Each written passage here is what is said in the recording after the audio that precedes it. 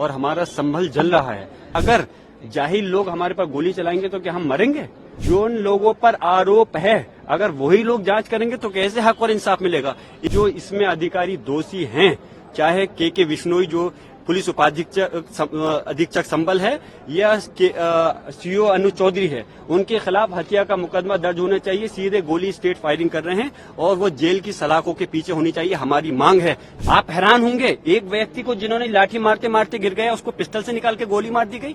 अगर सर्वे कंप्लीट हो गया था, दूसरे सर्वे कराने का डीएम को कहां से आदेश दे सकता है? कोर्ट आदेश देते, हमने सम्मान करा, दूसरे सर्वे भी करा दिया गया और उसके बावजूद आप गोली चला रहे हो हमारे लोगों पर। मणिपुर नहीं बनाए संबल को, मणिपुर के अंदर तो उन्होंने जाने की जहमत नहीं करी। संबल के अंदर जो घटना हुई है, अभी माननीय सांसद महोदय हमारी बोल रही थी, बेपनाह दुखद घटना है। माननीय राष्ट्रीय अध्यक्ष अखिलेश यादव जी ने भी इस मसले को बहुत गंभीरता के साथ उठाया है और हमारा संभल जल रहा है। संभल के अंदर जो पुलिस प्रशासन का पूरी तरह से इस घटना को अंजाम देने में इसमें हाथ है और पूरी अपनी लापरवाही और नाकामी को छुपाने के लिए लगातार अपने बयान को बदल रहे हैं। आपने देखा होगा, पहले बयान उन्होंने दिया कि पुलिस और प्रशासन, पुलिस की तरफ से कोई गोली नहीं चली, और उसके बाद में जब वीडियो वायरल हुई तो बैकफुट पे नजर आ रहे हैं। फिर उसके बाद उसको दूसरा रुख दे रहे हैं, कह रहे हैं कि दो गुटों के बीच में ये संघर्ष हुआ। अफसोस की बात है, कहां चली गई इनकी बुद्धि कि किस प्रकार से कि दो गुटों का ये कहां से मसला आ गया। ये पुलिस ने गोली चलाई और उसके बाद में आपने कल देखा होगा, पुलिस के अधिकारी जो सर्किल ऑफिसर है, वो टेबल पर बैठ करके बिल्कुल मीडिया से मुखातिब होते हुए कह रहे हैं कि अगर जाहिल लोग हमारे पर गोली चलाएंगे तो क्या हम मरेंगे?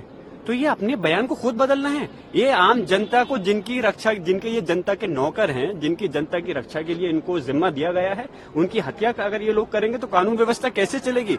इस प्रदेश और देश के अंदर कानून व्यवस्था का बुरा हाल है, संविधान की धज्जियां उड़ाई जा रही है। और हमने आज भी सदन के अंदर हमारे हमारे नेता, हमारे माननीय डिम्पल यादव जी, माननीय धर्मेंद्र यादव जी और सारे सांसदों ने इस चीज को, मुद्दे को उठाया कि इस पर चर्चा कराइए, और चर्चा नहीं होगी तो कैसे उन लोगों को सजा मिलेगी जो आज कातिल हैं?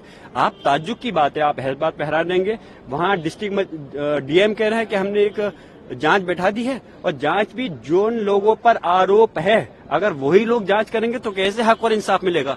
इसकी जांच सिटिंग हाई कोर्ट के जज से होनी चाहिए, हमारी मांग है। और जो इसमें अधिकारी दोषी हैं, चाहे के विश्नोई जो पुलिस अधीक्षक संबल है या सीओ अनु चौधरी है, उनके खिलाफ हत्या का मुकदमा दर्ज होना चाहिए। सीधे गोली स्टेट फायरिंग कर रहे हैं और वो जेल की सलाखों के पीछे होनी चाहिए। हमारी मांग है, तभी इन लोगों को इंसाफ मिलेगा। जिन लोग पीड़ित परिवार हैं, जैसे अभी बताया कि पीड़ित परिवार के लोगों को, परिवार को उठा करके लेके गए वहां से, घर से उन पर दबाव बनाया जा रहा है कि उनसे खाली कागज पे, कोरे कागज पे सिग्नेचर, अंगूठे लिए गए और उनकी तरफ से मुकदमा दर्ज कर दिया गया है कि हम लोग गुजर रहे थे, दो पक्षों में फायरिंग की, उस पर हमारी गोली चल गई।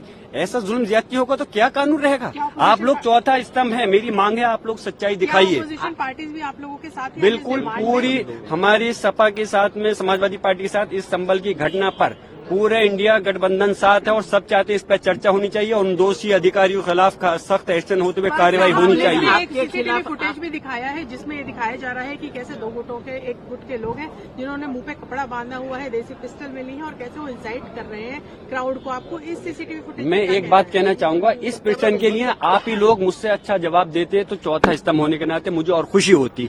कपड़ा बांध करके मैं पूछ रहा हूँ, अगर इसमें इसकी जगह पर कल को आपके भी बच्चा हो सकता था, इन पुलिस अधिकारियों का भी बच्चा हो सकता था, अगर क्या उसके साथ भी ऐसे ये गोली उठा करके मारते? आप हैरान होंगे, एक व्यक्ति को जिन्होंने लाठी मारते मारते गिर गया, उसको पिस्टल से निकाल के गोली मार दी गई। ये कोई दूसरी देश के नागरिक इस देश के दुश्मन थोड़ी हैं।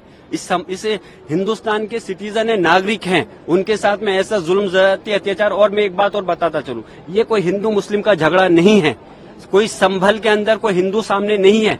अरे हिंदू तो छोड़ दूर की बात है, तो फिर मुसलमान आपस में कहां से सामने आ जाएंगे? ये तो तंत्र को सामने ला करके चंद शरारती तत्व थे, जो 8 लोग थे जिन्होंने दायर की है। बाकी पुलिस और प्रशासन इस घटना का जिम्मेदार है।